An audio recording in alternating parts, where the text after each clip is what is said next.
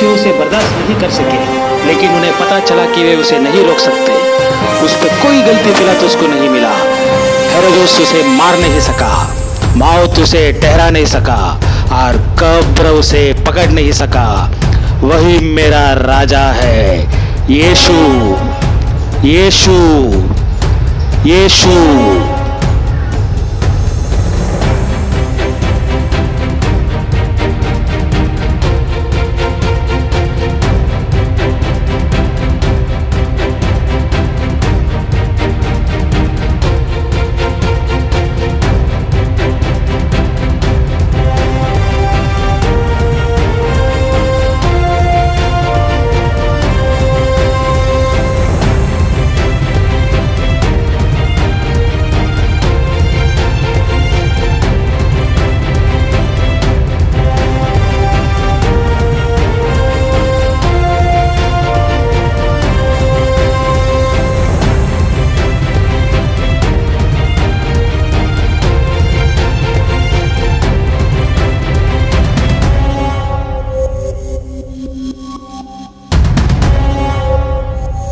Hallelujah, praise the Lord. परमेश्वर की महाकरुणा है कि आज हम सभी अपने अपने घरों में चार दीवारी में बैठकर आराम से इंटरनेट के ज़रिए, वाईफाई के ज़रिए, अपने मोबाइल में, अपने टीवी के स्क्रीन में हम इस वचन को सुनने जा रहे हैं। लेकिन मैं आपको याद दिलाना चाहता हूँ कि सभी का इतना अच्छा सौभाग्य नहीं है। एक परिवार वो भी है जहाँ पे माँ ने अपने छोटे से बच्चे को सूटकेस पर बिठाया है और ट्रॉली खींचते हुए सैकड़ों किलोमीटर की यात्रा को तय कर रही है। और एक परिवार वो भी है जहाँ पर एक पति जिसका एक पाँव नहीं है, वो साइकिल पर एक पाँव के सहारे अपने परिवार को, बीवी और दो बच्चों को बिठाकर गांव के तरफ निकल रहा है।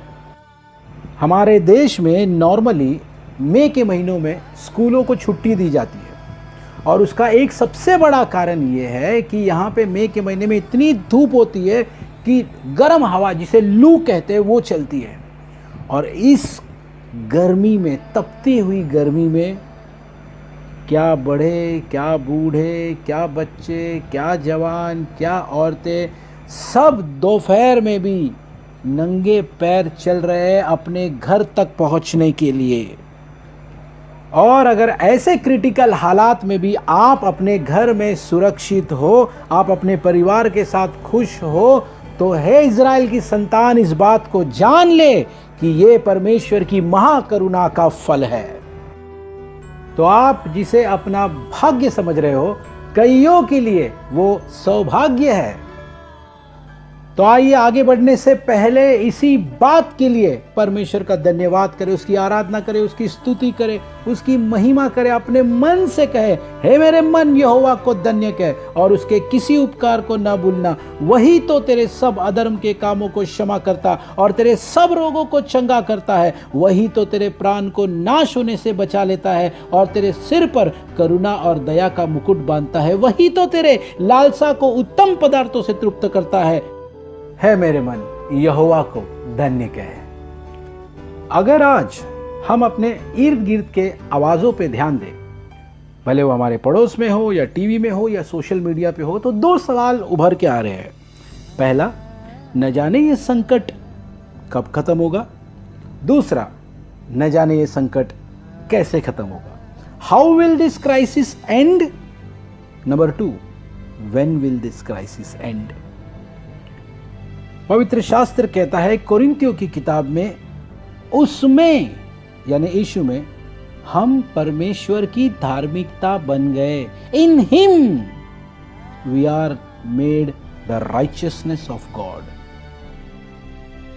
अब कई लोगों का यह मानना होता है, उनको इस तरीके से शिक्षा दी जाती है कि क्योंकि हम धर्मी हैं, क्योंकि हम परमेश्वर की धार्मिकता है, इसीलिए संकट हम पर लागू नहीं होते, विपत्तियां हम पर लागू नहीं होते, प्रॉब्लम्स हम पे लागू नहीं होते। लेकिन पवित्र शास्त्र यो कहता है भजन संहिता की किताब में, धर्मी पर बहुत सी विपत्तियां पड़ती है। विपत्ति नहीं, विपत्तियां। कितनी? एक दो नहीं, बहुत सी। धर्मी पर बहुत सी विपत्तियां पड़ती है। और आज जिस वक्त से हम गुजर रहे हैं, जिस दौर से होकर हम गुजर रहे हैं, उसी से जुड़ा हुआ है आज का हमारा title, how to overcome a crisis. विपत्तियों पर काबू कैसे पाए, how to overcome a crisis. और मैं आपको ये भी बता देना चाहता हूँ कि आज का जो संदेश है ये कोई प्रीचिंग नहीं है, कोई संदेश नहीं है। एक्चुअली ये बाइबल स्टडी है। बाइबल के सिद्धांतों को हम समझेंगे, बाइबल के प्रिंसिपल्स को हम समझेंगे कि संकट के समय, विपदा के समय हम क्या करें या क्या ना करें। देखो, इस संकट की घड़ी में संकट कितना बड़ा है या कितना छोटा है ये कोई मायने नहीं रखता। मायने ये रखता है कि ऐसी परिस्थिति में आपका रिस्पॉन्स उस संकट के लिए क्या है, आप किस तरीके से रिएक्ट करते हो, आपका प्रत्युत्तर क्या है, ये बहुत इंपॉर्टेंट है। लाखों लोग मिस्र देश से निकले कनान की ओर जाने के लिए। एक समय ऐसा आया जब सब पर सेम संकट आया, और उस संकट के एंड में यह हुआ कि उस पूरे जनरेशन में से सिर्फ 2 लोग, जाशुआ और कालेब, कनान देश में पहुंचे। बाकी पूरी की पूरी जनरेशन उसी जंगल में खत्म हो गई, नाश हो गई। क्या अलग किया इन दोनों ने बाकी पूरे हजारों लोगों या लाखों लोगों के कंपैरिजन में? सिर्फ यही बात थी कि इन दोनों का रिस्पॉन्स, रिएक्शन, प्रति उत्तर सेम संकट के लिए अलग था। आपको ये बात पता है कि मूसा ने 12 लोगों को कनान देश में उसे स्पाई करने के लिए भेजा था। उसमें से 10 लोगों ने क्या कहा, गिनती की किताब में लिखा है 13वीं अध्याय में 32वें आयत में, और उन्होंने इजराइलियों के सामने उस देश की जिसका भेद उन्होंने लिया था यह कहकर निंदा भी की कि वह देश जिसका भेद लेने को हम गए थे ऐसा है जो अपने निवासियों को निगल जाता है, और जितने पुरुष हमने उसमें देखे हैं वे सब के सब बड़े डील डॉल के हैं। फिर हमने वहाँ नपीलों को अर्थात नपीली जाति वाले अनाक वंशियों को देखा, और हम अपनी दृष्टि में तो उनके सामने टिड्डी के समान दिखाई पड़ते थे, और ऐसी ही उनकी दृष्टि में मालूम पड़ता था।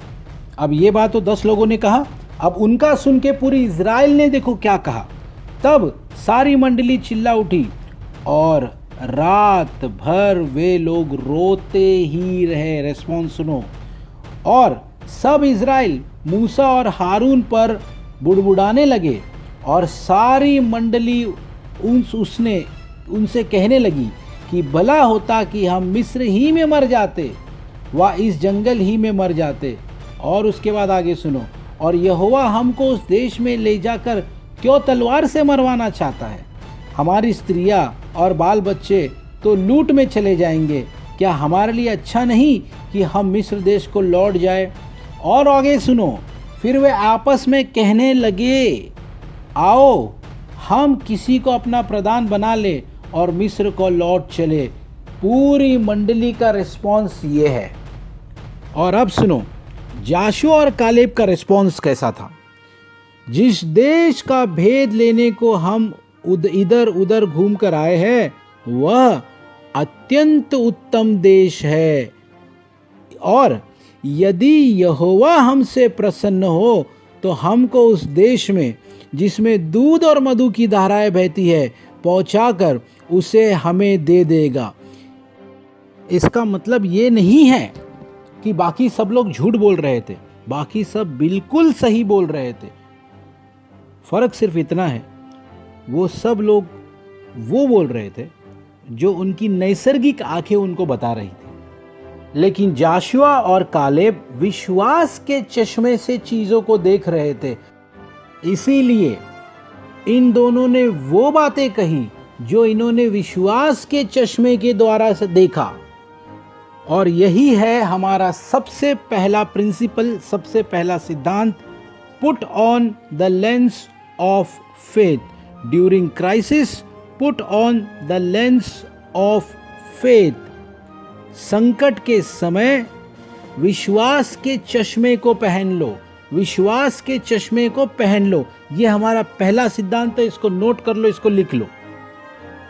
गैलीलियो नाम का एक बहुत बड़ा फेमस वैज्ञानिक साइंटिस्ट थे, और उस ज़माने में ऐसा माना जाता था, जिस ज़माने में गैलीलियो थे उस ज़माने में ऐसा माना जाता था कि दुनिया में एक ही प्लानेट है, वो है अपना अर्थ, पृथ्वी, और सन जो है वो चक्रे लगाता है अर्थ के. ओके, ये ऐसा उस वक्त की धारणाएं थी. ठीक है, और ये धारणा क्यों थी? क्योंकि नैसर्गिक आंखों से यही दिखता है ना, बराबर. आज भी हम लोग स्कूलों में यही पढ़ाते हैं, sun rises from the east, sun sets in the west, यही पढ़ाया जाता है ना स्कूलों में. लेकिन सच्चाई तो ये है कि जहाँ सन राइज होता है ना सन सेट होता है. सन जहाँ है वहाँ है. पृथ्वी सन के इर्द गिर्द चक्रे लगाती है, और पृथ्वी एक ही प्लानेट नहीं है. पृथ्वी के जैसे और भी प्लानेट है, भले उसमें लाइफ नहीं है, लेकिन पृथ्वी के जैसे और भी प्लानेट है. अब ये बात गैलीलियो को मालूम पड़ गई थी. अब गैलीलियो ये बात लोगों को कैसे समझाए? तो गैलीलियो ने क्या किया, लेंस लिया, बहुत सारे अलग अलग टाइप के लेंस लिए, और उसने बनाया एक टेलीस्कोप. अब जिस किसी को भी डाउट होता था कि भाई गैलीलियो तुम ऐसा कैसा कह रहे हो कि भाई वो सन चक्कर लगाता है, तुमको दिखता नहीं? क्या बोले? देखो ये यहाँ से देखो सन रोज राइज होता है और वहाँ पे जाके सन सेट होता है. तो गैलीलियो उससे आर्गुमेंट नहीं करता था. गैलीलियो क्या करता है, भाई देखो ये टेलीस्कोप है, इसके अंदर लेंस लगे हुए, तो इसमें से देख, इसमें से देख. अब वहाँ लेंस लगे हुए हैं. अब जिस किसी को टेलीस्कोप का थोड़ा बहुत भी नॉलेज है उसको पता होगा कि टेलीस्कोप से दूर की, बहुत दूर की चीज़ें दिखती है. तो जो कोई देखे टेलीस्कोप से उसको पता चल जाता था कि हाँ यार गैलीलियो तो सही कह रहा है. ओके, अब जिसने टेलीस्कोप के ज़रिए नहीं देखा वो कभी नहीं मानता था इस बात को, वो मानता नहीं था बात को. और दुनिया में गैलीलियो के मरने तक भी बहुत बड़े दुनिया के हिस्से ने कभी इस बात को नहीं माना था, क्योंकि उन्होंने कभी टेलीस्कोप से देखा ही नहीं. क्योंकि टेलीस्कोप के अंदर होता है लेंस.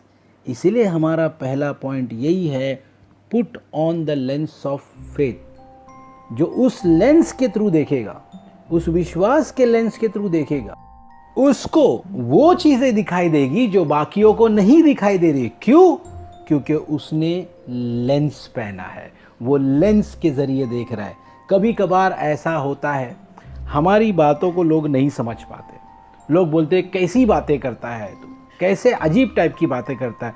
तो बिल्कुल सही है, उनका वो बोलना बिल्कुल वाजिब है. क्यों? क्योंकि वो बिना लेंस के देख रहे, हम लेंस के ज़रिए देख रहे. तो नेक्स्ट टाइम अगर कभी ऐसा हो कि आप अपने आप में सोच रहे यार ये मेरी बात को क्यों नहीं समझ रहा है, तो इतना याद रखना कि आपके पास टेलीस्कोप है, उसके पास टेलीस्कोप नहीं है. और गैलीलियो के टेलीस्कोप में और आपके टेलीस्कोप में एक फ़र्क है. गैलीलियो ने एक टेलीस्कोप बनाया, उससे पूरी दुनिया देखती थी, जो आता था उसको दिखा देता था. लेकिन आपके टेलीस्कोप में एक फ़र्क है, आपका टेलीस्कोप पर्सनल है, आप ही उसको यूज़ कर सकते हो. ये शेयरिट नहीं होता इसमें. ये कोई लहसुन मिर्ची कांदा कोतंबीर नहीं है कि आपका ख़त्म हो गया तो पड़ोसी के घर में चले गए वाटी लेके. अपने आजू बाजू में जितने लोग बैठे ना, उनसे देखो और उनसे पूछो तेरे पास टेलीस्कोप है क्या, और नहीं है तो उनको बोलो मेरे पास मत देख, मैं नहीं दे सकता. अब ये जो विश्वास का टेलीस्कोप है, जिसमें से देखने से हमारी आत्मिक आंखें खुल जाती है, ये हमको मिलेगा कहाँ से? तो ये मिलेगा जब आप परमेश्वर की उपस्थिति में बैठोगे, वचन में, प्रार्थना की गहराई में जाओगे, तो आपको ये विश्वास का टेलीस्कोप मिलेगा. और ये लिखा है एफिशियन की किताब, उसकी पहली अध्याय, उसकी 17वीं और 18वीं आयत में, कि हमारे प्रभु यीशु मसीह का परमेश्वर जो महिमा का पिता है, तुम्हें अपनी पहचान में ज्ञान और प्रकाश का आत्मा दे, और तुम्हारे मन की आंखें ज्योतिर्मय हो, कि तुम जान लो कि उसके बुलाने से कैसी आशा होती है, और पवित्र लोगों में उसकी मिरास की महिमा का धन कैसा है.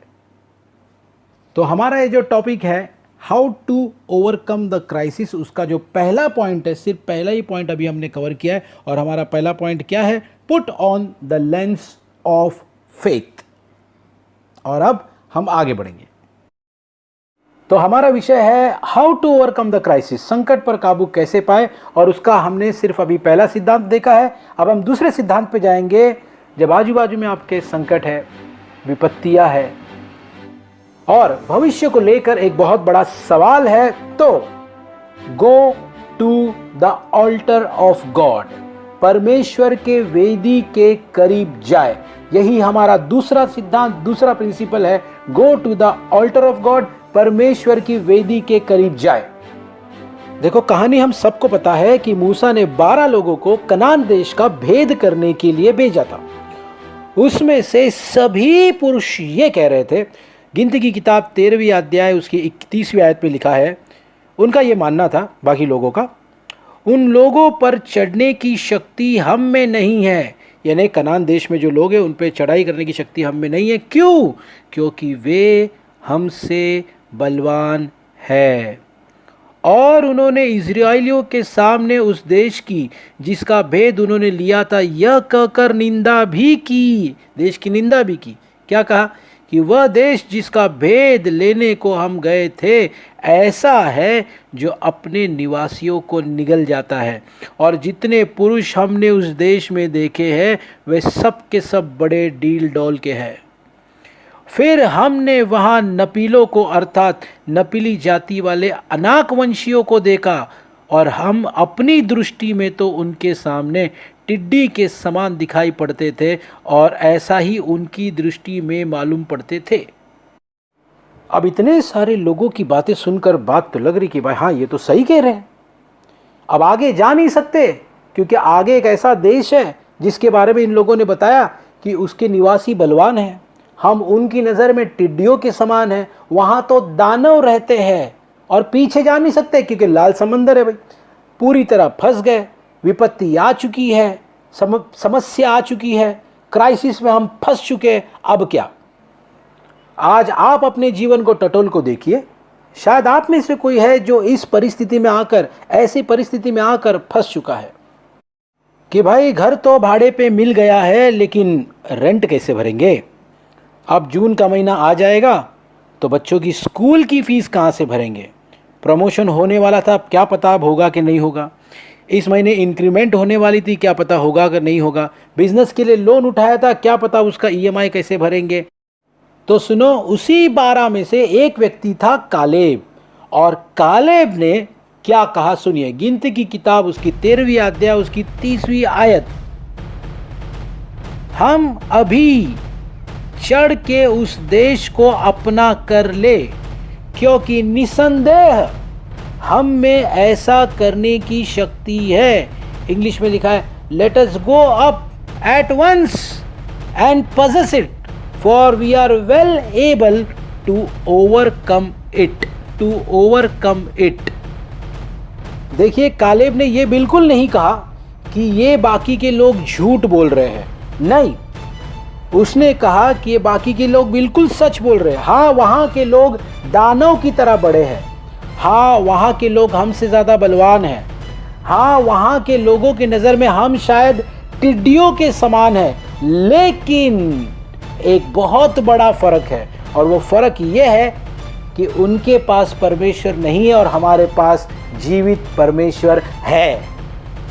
देखिए, बाहुबली देखने के बाद एक बात तो समझ में आ गई है कि युद्ध पानी के लिए नल पे होने वालों झगड़ों के समान नहीं है, या फिर ट्रेन में धक्का लगने से होने वाले तंटों के समान नहीं है।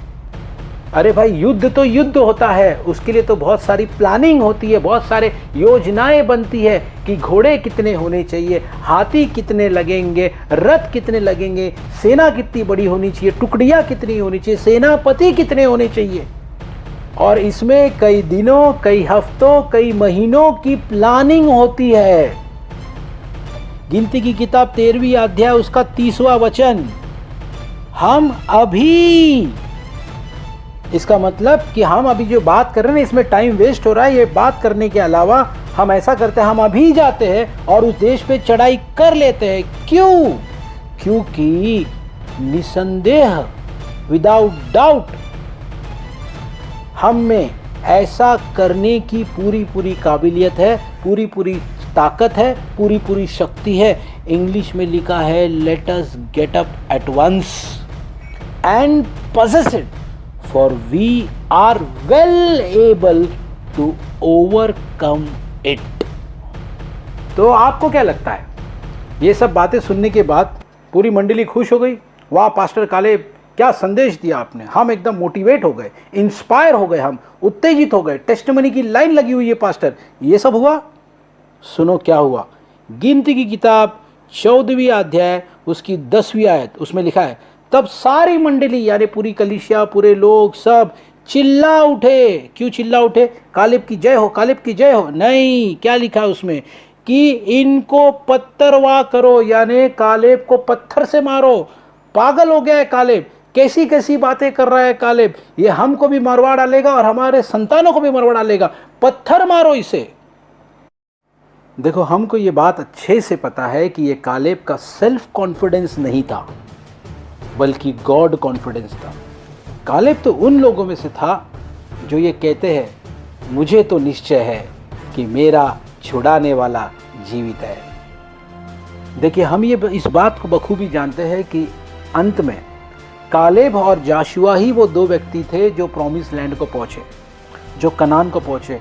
बाकी जितने लोग यहाँ कुड़कुड़ा रहे थे वे सब के सब जंगल में ही मर गए। देखो, कालेब भी बाकी इजराइलियों की तरह ही था, वो भी उनके साथ चलता फिरता, बोलता, सोचता, बैठता, सब कुछ वैसे ही था। तो सवाल ये आता है कि कालेब के साथ ऐसा क्या हुआ कि परमेश्वर के प्रति उसका विश्वास इतना बड़ा हो गया कि वो पूरे मंडली को चैलेंज करने लगा। अब इस रहस्य को समझने के लिए हम थोड़ा गहराई में चलते हैं। अब इस बात की गहराई को हम गहराई से समझते हैं। देखिए, जब मूसा ने 12 लोगों को कनान देश का भेद करने के लिए भेजा था, उस वक्त एक घटना हुई और वो घटना लिखी है गिनती की किताब उसकी 13वीं अध्याय उसकी 22वीं आयत में। सो वे दक्षिण देश को होकर चले और हेब्रोन तक गए। इंग्लिश में लिखा है and they ascended by the south and came unto Hebron. देखिए, मैंने आपसे पहले ही कहा था आज का जो संदेश है ये बाइबल टीचिंग है, बाइबल स्टडी है, तो थोड़ा ध्यान से सुनना होगा और बहुत ध्यान से देखना होगा। इब्रानी बाइबल में, ओरिजिनल हिब्रू बाइबल में जब इस चीज़ को पढ़ा मैंने, तो ओरिजिनल हिब्रू बाइबल में यही 22वीं आयत, नंबर्स की किताब उसकी 13वीं अध्याय 22वीं आयत कुछ इस तरीके से लिखी है, बहुत ध्यान से सुनना। They went up into Negev यानी south and he came to Hebron and he came to Hebron. He came to Hebron, और वो जो ही है वो कालेब है। अब हम इतने कैसे श्योर है कि वो कालेब ही है? तो इसका जवाब मिलता है जाशुआ की किताब उसकी 14वीं अध्याय उसकी 9वीं आयत में। अब बहुत ही सतर्कता से सुनिएगा, यहाँ पर कालेब उस वादे को दोहरा रहा है जो मूसा ने उससे की थी। यहोशू की किताब 14वीं अध्याय उसकी 9वीं आयत में लिखा है, तब उस दिन मूसा ने शपथ खाकर मुझसे कहा, यानी कालेब से कहा, तूने पूरी रीति से मेरे परमेश्वर यहोवा की बातों का अनुकरण किया है। इस कारण निसंदेह जिस भूमि पर तू अपने पाँव धर आया है, यानी जिस जगह पर कनान में तूने अपने पैर रखे हैं, वह सदा के लिए तेरा और तेरे वंश का भागी होगा। यानी जिस जगह पर तूने कनान में जब तू गया था और उसका भेद कर रहा था, उस वक्त जहाँ कहीं भी तूने पैर रखा था वो जगह तेरा और तेरे वंश का होगा। और ठीक ऐसा ही हुआ। परमेश्वर की करुणा देखिए, ठीक ऐसा ही हुआ जैसा कि मूसा ने कहा था। और इस बात का भेद खुलता है यहोशू की किताब 14:14 में। वहाँ लिखा है, इस कारण हेब्रोन कंजी यपुन्ने के पुत्र कालेब का भाग आज तक बना है। यानी अंत में हेब्रोन जो है वो कालेब के हिस्से में आया। क्यों? क्योंकि मूसा ने कहा था तू जहाँ जहाँ पैर रखा है, कनान में तूने जहाँ जहाँ पैर रखा है वो जगह तेरी होगी और तेरे वंश का होगा। और कालेब हेब्रोन गया था और हेब्रोन में उसने कदम रखा था, इसलिए हेब्रोन उसका हुआ। इंग्लिश में ऐसा लिखा है, Hebron therefore became the inheritance of Caleb the son of Jephunneh. तो एक बात तो एकदम स्पष्ट हो गई है कि जब मूसा ने 12 चेलों को कनान देश के अंदर भेजा था, उसमें से कालेब वो व्यक्ति था जो हेब्रोन तक गया था। देखिए, जब पूरी मंडली परमेश्वर के खिलाफ खड़ी हुई तब वो व्यक्ति जो हेब्रोन जाकर आया था वो परमेश्वर के लिए खड़ा हुआ। देखो, बाइबल में लिखा हुआ हर एक शब्द एक बड़ा महत्व रखता है। बाइबल में लिखा है 2 तिमोथी की किताब 3 अध्याय 16 वचन में, हर एक पवित्र शास्त्र परमेश्वर की प्रेरणा से रचा गया है।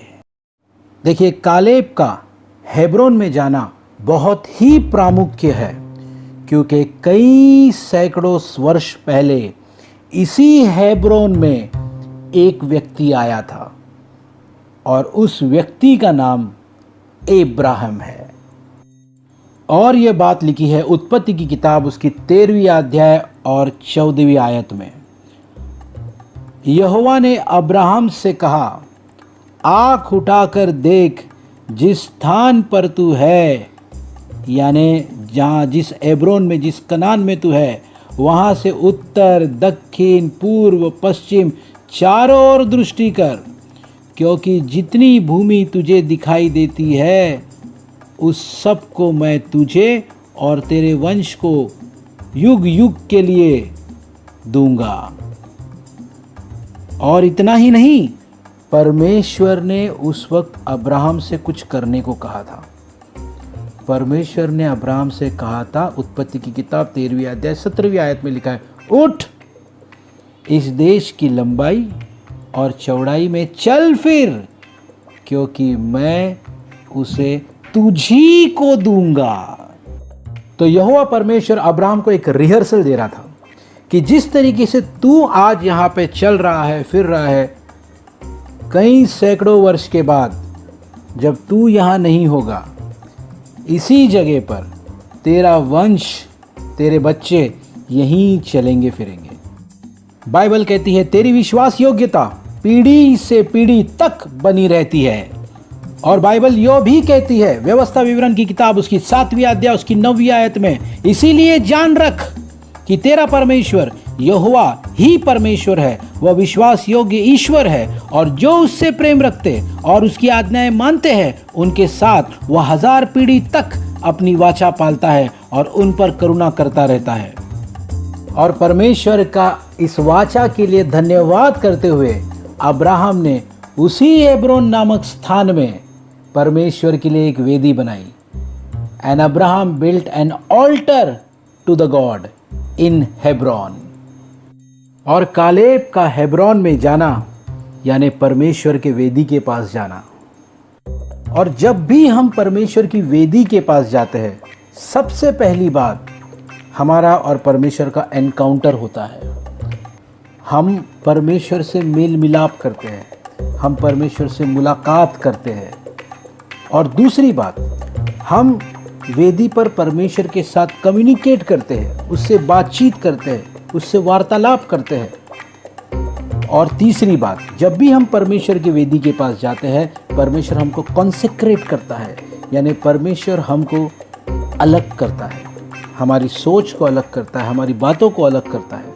और चौथी बात, जब भी हम वेदी के पास जाते हैं, हम परमेश्वर को सरेंडर कर देते हैं, हम अपने आप को परमेश्वर के लिए समर्पित कर देते हैं, समर्पण होता है।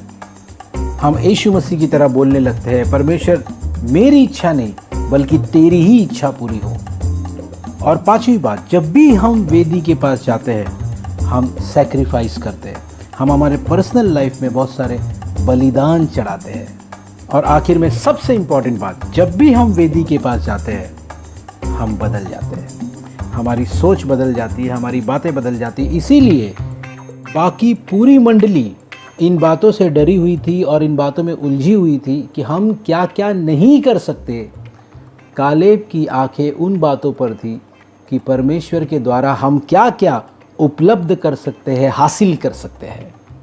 इसीलिए कालेब उस संकट से, उस क्राइसिस से विजयी होकर निकला। और अगर आज आप अपने जीवन में क्राइसिस से गुजर रहे हो, संकट से गुजर रहे हो, तो याद रखना, go to the altar of God. हमारा दूसरा सिद्धांत, हमारा दूसरा प्रिंसिपल है, वेदी पर जाए, go to the altar of God. अभी आप सुन रहे थे how to overcome the crisis, session 1 में, यानी हिंदी में विपत्तियों पर काबू कैसे पाए। 17:1 में 2 पॉइंट हमने ब्रदर माइकल के थ्रू सुने। पहला पॉइंट था विश्वास के चश्मे को पहन लो, और दूसरा पॉइंट था परमेश्वर के वेदी के करीब जाए। इसी के साथ यह सेशन ख़त्म नहीं होता है।